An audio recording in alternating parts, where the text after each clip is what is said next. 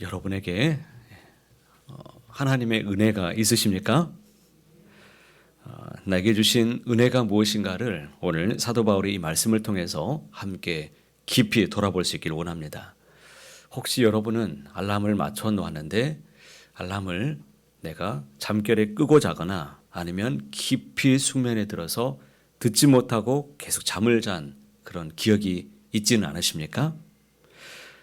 새벽에 이런 일들이 많이 있을 수 있는데요. 알람은 울리지만 내가 그것을 듣고 반응하지 않는다면 알람을 맞춰둔 의미가 아마 없을 것입니다. 말씀은 우리에게 영적인 이런 알람 시계와도 같습니다.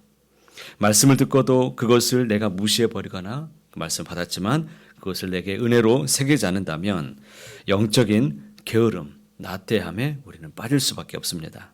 바울이 로마 교회에 편지를 쓴 이유가 바로 여기에 있었습니다. 14절과 15절 말씀을 여러분 한번 들어보시기 바랍니다.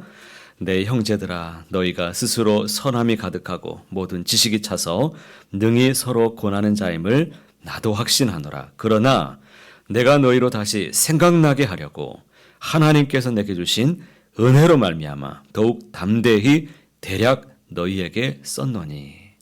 바울이 로마서를 쓰게 된 이유가 무엇입니까? 그 이유는 너희로 다시 생각나게 하려고 썼다라고 지금 말하고 있습니다. 여기에서 다시 생각나게 한다 이 말씀은 어떤 교리를 반복하다라는 의미를 갖고 있습니다. 그러니까 새로운 것을 가르친다는 의미가 아닙니다. 복음의 진리는 예수님이 가르쳐 주신 2000년이 지난 지금에도 변함이 없습니다. 전혀 새로울 것이 없습니다. 그런데 왜 다시 복음을 들어야 되는 것입니까? 육체 가운데 살아가는 우리들은 육체의 행실을 죽이지 못하기 때문입니다. 그래서 오늘 내가 선줄로 생각했지만 때때로 끊임없이 우리는 넘어짐을 경험하며 살아갑니다. 내가 기도하면서 은혜로 살아가지만 내가 감당할 수 없는 일들이 자꾸 일어납니다. 십자가의 구속의 은혜를 받아서 이제 주님과 함께 더욱 십자가의 은혜 아래서 우리가 잘 감당해내기를 바랍니다. 나의 중심에서 내가 일어서고 내 자랑과 내 의를 앞세우려고 하는 모든 것들을 주님의 구속의 십자가의 은혜로 날마다 이겨낼 수 있기를 바랍니다. 그럼에도 불구하고 우리가 진정으로 의롭다 여김을 받을 수 있는 길이 무엇입니까? 그것은 오직 믿음밖에 없습니다. 오직 믿음으로만 살아내는 저 여러분 되시기를 바랍니다. 그러므로 복음을 우리는 자꾸 들어야 되는 것입니다. 자꾸 깨닫고 생각나야 될 것입니다. 그런데 사실 로마 교회는 성숙한 믿음의 교회였습니다. 선함이 있었고 지식이 그들에게는 가득한 교회였습니다. 다시 말하면 로마 교회는 구원에 이를 만한 충만한 지식과 바른 행함을 가진 성숙한 믿음을 가진 교회였습니다. 그런데도 바울은 그들이 복음을 들어야 되고 다시 생각나게 해야 된다라고 말씀하고 있습니다. 신앙생활 가운데 가장 경계해야 될 것이 바로 여기에 있습니다. 더 이상 내가 들을 필요가 없다. 10년, 20년 오랜 신앙생활 하다 보면 처음 사랑, 이 감격, 열정 이것이 점점 사그러듭니다. 어느새 내가 다 안다고 하는 교만한 이 마음들이 생각납니다. 신앙은 정체되고 더 이상 자라나지 못하게 됩니다. 게다가 나뿐만 아니라 다른 사람들의 신앙의 성장까지도 오히려 방해자가 되고 있다는 것을 보게 됩니다. 그러므로 날마다 듣고 복음의 은혜를 생각해야 될 것입니다. 이것은 우리가 하나님 앞에 서게 될 그날까지 멈추지 말아야 됩니다. 15절 하반부에 보면 바울이 이렇게 말씀하죠. 하나님께서 내게 주신 은혜로 말미암아 더욱 담대히 대략 너희에게 썼다라고 말합니다.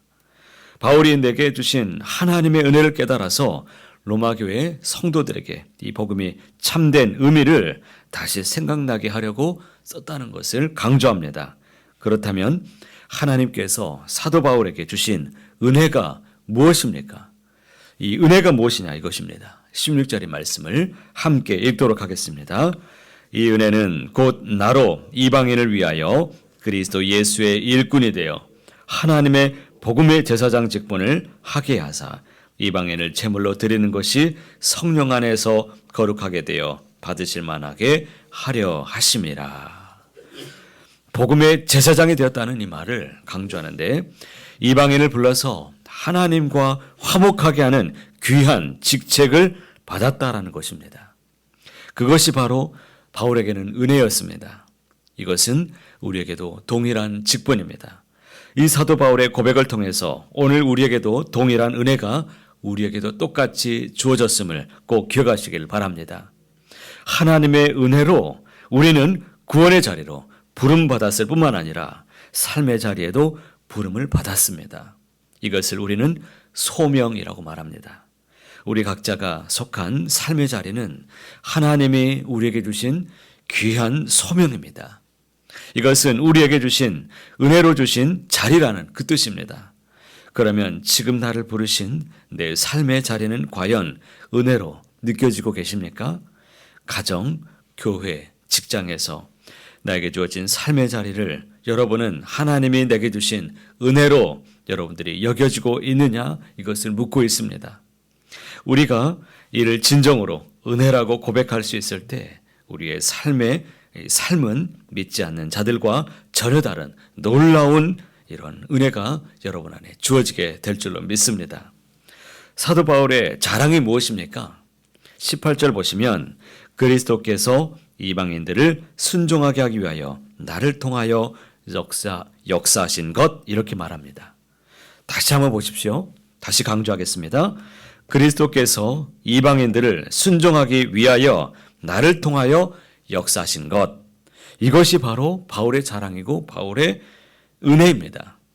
바울은 자신이 이방인을 위한 사도가 된 것을 진정으로 자랑스러워했습니다. 이것이 바로 은혜의 관점입니다. 여러분을 이와 같이 자랑스럽게 만드는 일이 있습니까? 내게 주신 이 직분 때문에 내가 정말 감사하고 있는 일들이 있으십니까? 이것이 혹시 가정에서 내게 속한 직장에서 내게 주어진 어느 삶의 자리에서 내가 느끼고 있다면 이것이 바로 여러분에게는 크신 복음의 직분에 속한 은혜 자림을 기억하시길 바랍니다. 바울처럼 직접적으로 복음 전파를 감당하는 사역이 해당되는 것만이 아니라 각자 삶의 자리, 각자 자신이 해야 될 일, 우리는 이것을 하나님의 은혜로 바라보는 눈 열기를 바랍니다. 비록 큰 일이 아닐지라도 우리는 하나님이 내게 주신 맡기신 일임을 알고 자랑스럽게 여겨야 될 것입니다. 은혜는 이렇게 우리의 생각을 바꾸고 삶의 태도를 바꾸는 일입니다. 사도 바울은 자기를 불러서 이방인의 사도로 삼으신 하나님의 은혜를 잊지 않고 최선을 다해서 살았습니다. 20절 말씀처럼 가능하다면 복음이 전해지지 않는 곳에도 그리스도의 복음이 전파되도록 최선을 다했습니다. 그러므로 21절 말씀처럼 주의 소식을 받지 못한 자들이 보게 될 것이고 듣지 못한 사람들이 깨닫게 될 것이라고 그는 이 말씀의 성취에 대해서 분명하게 확신하고 있습니다. 이처럼 하나님의 은혜는 우리의 삶에 감사가 넘치도록 하고 우리의 삶의 열정이 다시금 샘솟게 만들어줍니다. 하나님이 주신 거룩한 열정이 오늘도 주님 안에서 타오르게 되기를 바랍니다. 그러므로 바라기는 날마다 주의 말씀을 꼭 붙잡으시고 이 복음을 듣고 귀를 기울이시기를 바랍니다. 영적인 알람이 내게도 울려 퍼지기를 바랍니다. 듣고 꺼버리지 말고 듣고 말씀이 식어져 버리지 말고 듣는 이 약속의 말씀을 힘있게 감당해내시길 바랍니다. 은혜로 감사가 충만해지시길 바랍니다. 각자의 삶의 자리에서 하나님의 은혜를 증거하시고 살아내시고 하나님을 자랑하시는 저와 여러분 모두가 다 되시기를 간절히 소원합니다.